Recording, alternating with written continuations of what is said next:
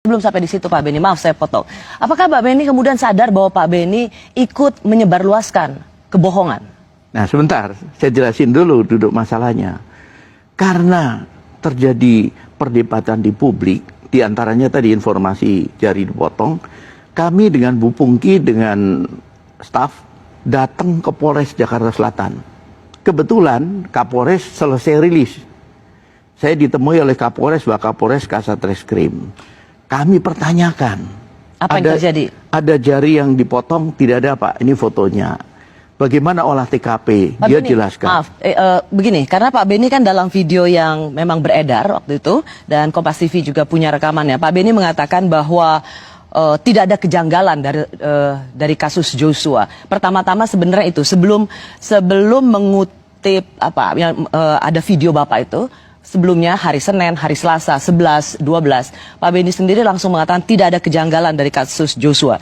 Yang ingin saya tanyakan adalah belum apa-apa, Kompolnas, dalam hal ini Pak Beni juga, mengatakan nggak ada apa-apa, tidak ada kejanggalan dalam kasus ini. Saat satu republik itu merasa ini ada yang janggal Pak Beni. Ya, jadi begini, setelah ramainya di media, saya berusaha.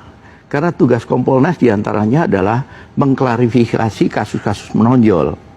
Kami datang ke Kapolres, kami menanyakan bagaimana penanganan kasusnya, kemudian rekonstruksinya bagaimana, siapa yang diundang dari lapor segala macam, sampai akhirnya saya tegaskan lagi. Jadi gimana? Sudah clear, nggak ada masalah. Itu yang Bapak katakan kan? Karena Bapak bilang saya turun langsung. Betul. Mendengar dari tim penyidik Polres Jakarta Selatan, saya merasa perlu turun karena banyaknya silang informasi yang membuat bingung masyarakat hingga saya turun langsung. Betul. Memang kata turun langsung ini seolah-olah Bapak menginvestigasi, turun langsung.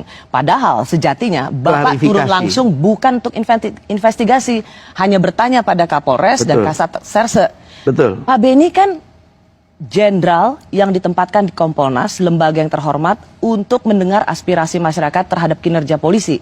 Pak Beni ini bukan jubir Polres. Nah, perlu saya jelaskan. Kewenangan Kompolnas itu terbatas, bukan seperti Komnas HAM. Komnas HAM punya kewenangan penyelidikan.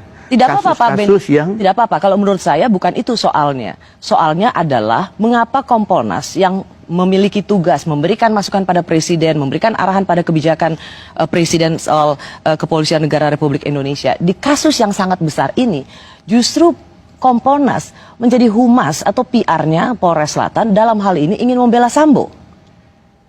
Kesan itu mungkin muncul di masyarakat, tetapi kami dari Kompolnas sendiri selalu ada di posisi yang netral, tidak berpihak. Saya buktikan. Bagaimana mungkin Bapak mengatakan berada di posisi yang netral, tidak berpihak? Belum apa-apa, apa yang Bapak katakan itu adalah plek ketiplek apa yang menjadi kalimat Kapolres Jakarta Selatan yang terbukti sekarang dimutasi. Sekarang begini, kami itu hanya bisa klarifikasi. Soal jawabannya kemudian bohong, dia dimutasi atau dinonaktifkan. Masa kita nggak bisa percaya sih sama aparat? Dan saya tidak berhenti di situ.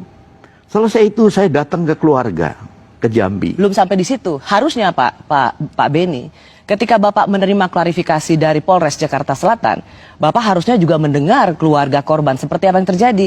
Ya. Tapi yang Bapak lakukan adalah, sekali lagi yang seperti saya bilang, copy paste apa yang dikatakan oleh Kapolres Jakarta Selatan.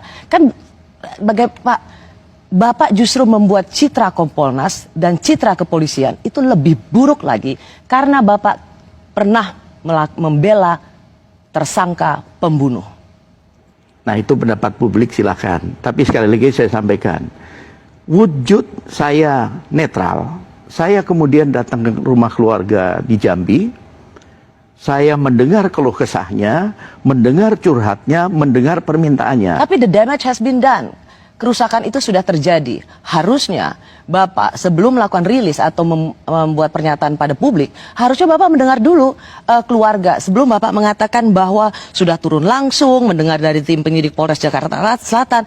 Bahkan Bapak sudah langsung jumping into conclusion atau turun dalam kesimpulan sama seperti versi Sambo, sama seperti versi Polres Jakarta Selatan, ada pelecehan seksual yang dilakukan oleh seorang almarhum. Tega banget, Pak. Saya ketika dimintain tanggapan oleh media, tentunya harus merujuk pada sumber resmi. Tidak lewat medsos, tidak lewat hoax. Sumber resminya dari Polri. Itulah yang saya ambil. Soal nanti rilis itu tidak benar, ada risiko. Dan ketika saya mengutip ini kemudian saya diserang, itu risiko saya. Oke, berarti selama ini kita sendiri harus bisa tidak perlu percaya pada Kompolnas. Karena Kompolnas hanya ingin menyadur dari sumber resmi yang mana sebenarnya itu adalah kebohongan. Apakah Bapak ingin mengatakan berarti kalau Kompolnas bicara, tidak perlu percaya pada kami?